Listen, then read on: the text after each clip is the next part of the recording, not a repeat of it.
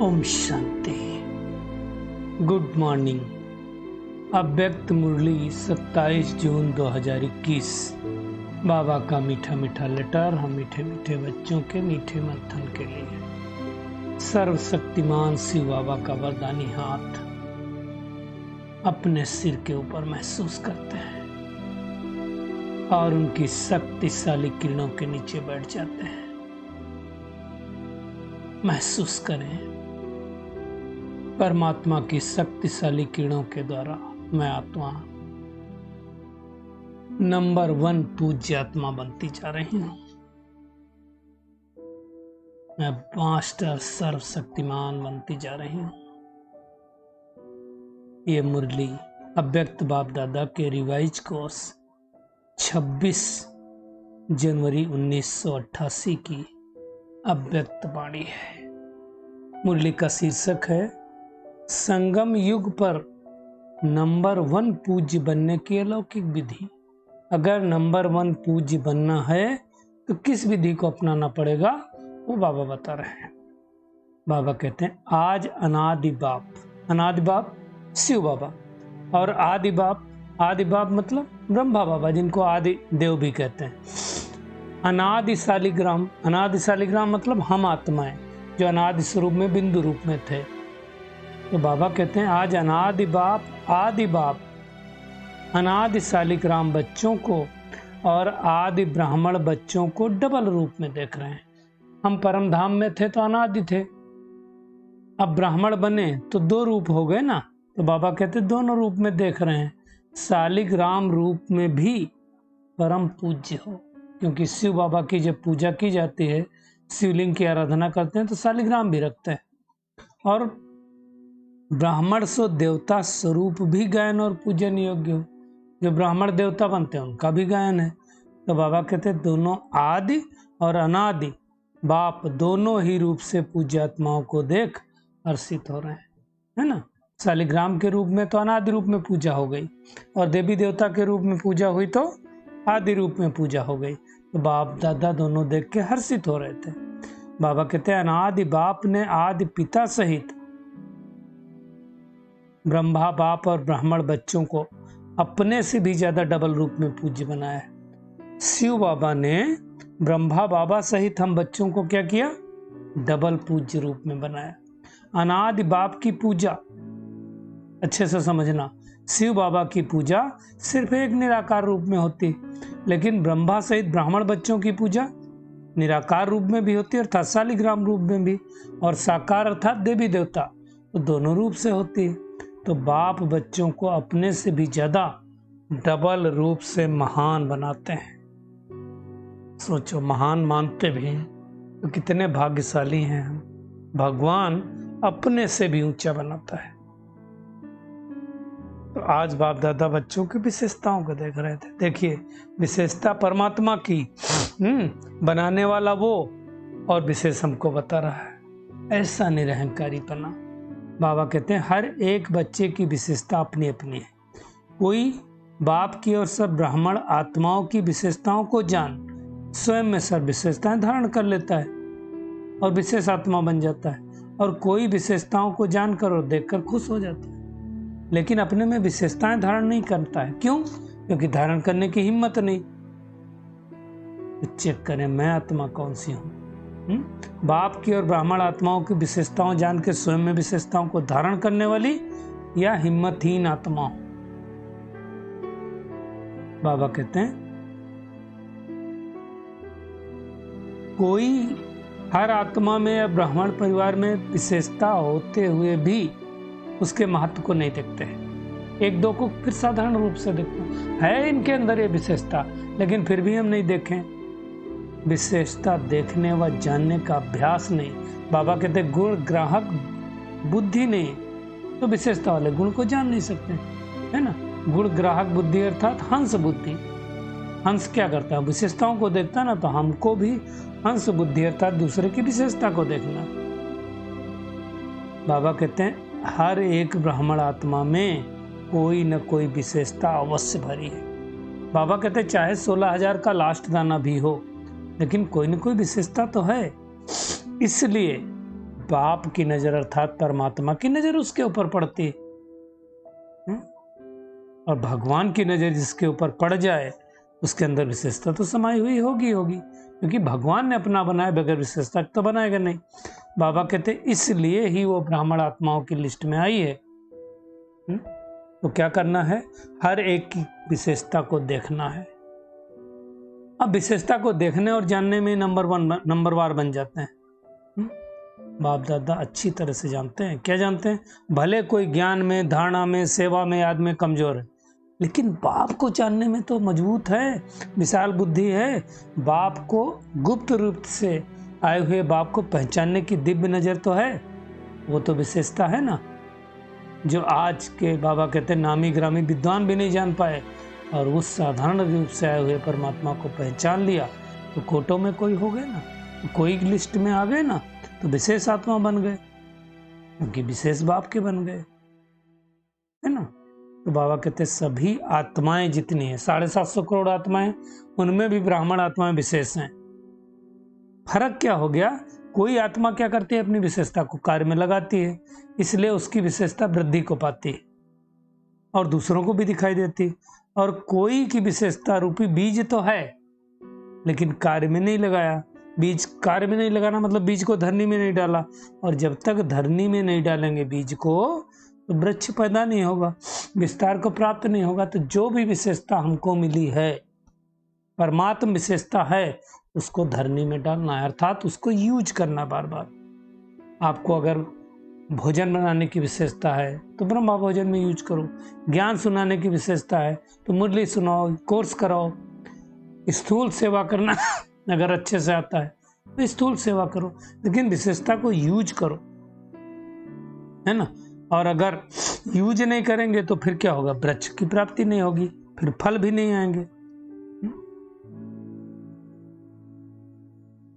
कई बच्चे बाबा कहते विशेषता को वृक्ष के रूप में वृद्धि को ले आते हैं, मतलब बीज को डाल दिया धरनी में, लेकिन फिर क्या होता है? जब फल आता है ना, तो क्या होता है? फल के पीछे चिड़िया आ जाते हैं, पक्षी आ जाते हैं खाने के लिए। कौन सा पक्षी आता है? माया रूपी पक्षी आ जाता है। क्या पक्षी किस रूप में आता है? मैं विशेष हूं, मेरी ये विशेषता है, मैंने की। ये नहीं सोचते हैं विशेषता दी किसने? परमात्मा की विशेषता है। परमात्मा का ज्ञान मिला ना, तब हम कर पाए ना। तो विशेषता बनने वाला बाप, ब्राह्मण बनाने वाला बाप, ब्राह्मण जीवन देन बाप की देन। तो फिर मैंपन किस बात का? नहीं तो क्या होगा? माया रूपी चिड़िया फल को जूठा कर देगी, नीचे गिरा देगी, मैंपन आ जाएगा। तो फिर क्या होगा? जैसे खंडित मूर्ति की पूजा नहीं होती ना,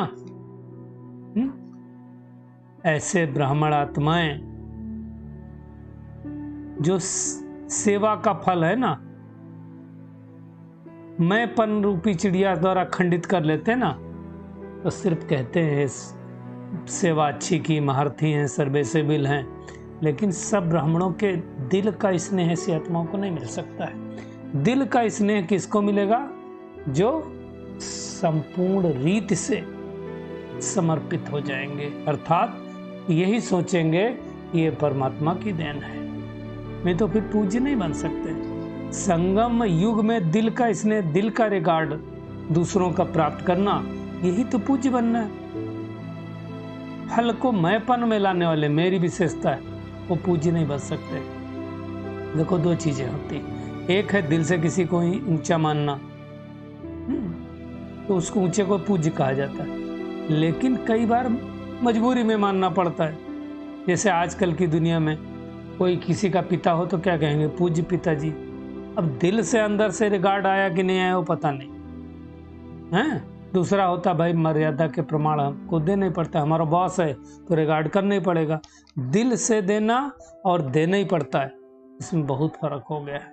तो पूज्य बनना अर्थात दिल से, सब माने, मेजोरिटी माने। जैसे पिछले संडे की मुरली में बाबा ने कहा ना, 5% की बात छोड़ दो, पिछले संडे की मुरली में, है ना। तो 5% लोगों, मेजोरिटी लोग संतुष्ट होने चाहिए। तो ये संस्कार कहाँ भरना है हमको? इस संगम युग पर अभी से भरना है ना। भक्ति मार्ग के पूज्य बनने में और आपके पूज्य बनने में बहुत अंतर है। देखो अभी हमारे शरीरों की पूजा नहीं हो सकती, लेकिन आत्मा उस स्वरूप में बनेगी तो आत्मा की पूजा होगी, है ना। तो बाबा कहते हैं अभी फूलों के हार नहीं पहनना, जैसे उस मुरली बाबा ने कहा था ना, भक्ति मार्ग में देवताओं के ऊपर चढ़ाते। पूज की निशानी क्या होते हैं? जो पूज्य होते हैं उनके ऊपर धूप जलाना, हार पहनाना, आरती करना, कीर्तन करना, तिलक लगाना, ये स्थूल विधि नहीं है संगम युग पर। ये जो पूज्य बनते उन मूर्तियों की पूजा होती। लेकिन संगम युग पर जो ऐसी आत्माएं हैं दिल से उन पूज्य आत्माओं के प्रति सच्ची स्नेह की आरती उतारती हैं आत्माएं, कोई न कोई विशेषता के कीर्तन गाती। मान लो आपकी किसी ने विशेषता कर दी, ये तो बहुत अच्छे कीर्ति कर दी, तो कीर्तन गा दिया ना।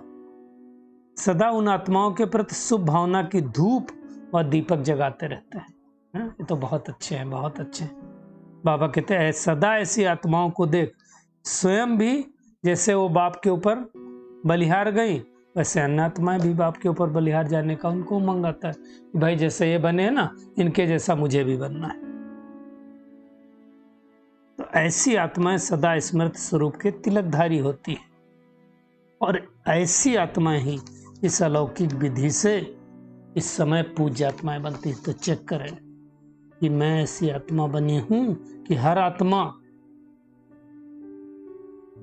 हमारी धूप जलाए, हार पहनाए। मतलब स्थूल की बात नहीं है, शुभ भावना शुभकामना की धूप जलाए, ऐसा बनना है। चेक करें अपने आप को। बाबा कहते जैसे दुनिया में देखो भक्ति मार्ग की पूज्य आत्माओं के पास क्या होता है, 1 घड़ी 2 घड़ी मूर्ति के सामने जाते हैं तो शांति शक्ति खुशी अनुभव होती है ना।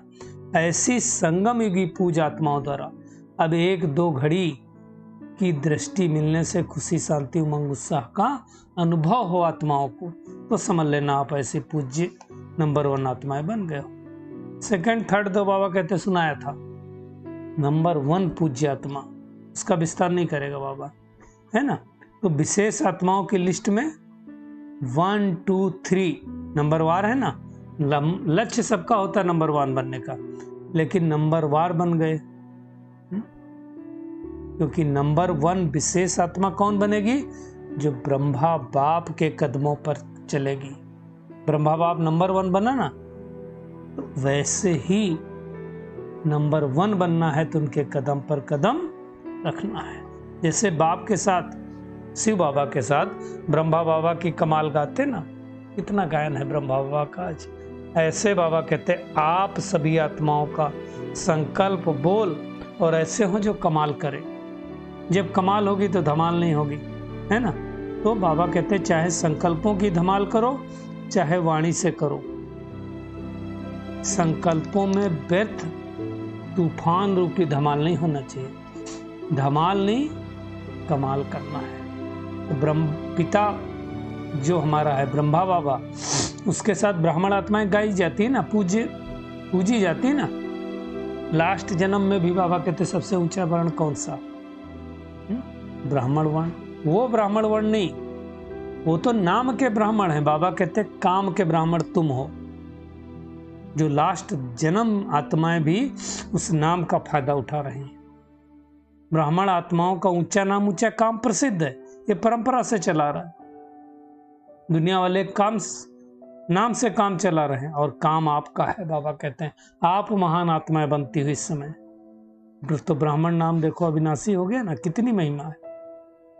तो ब्राह्मण जीवन की विशेषता क्या है? बाबा कहते हैं जैसे वो ब्राह्मण मेहनत नहीं करते,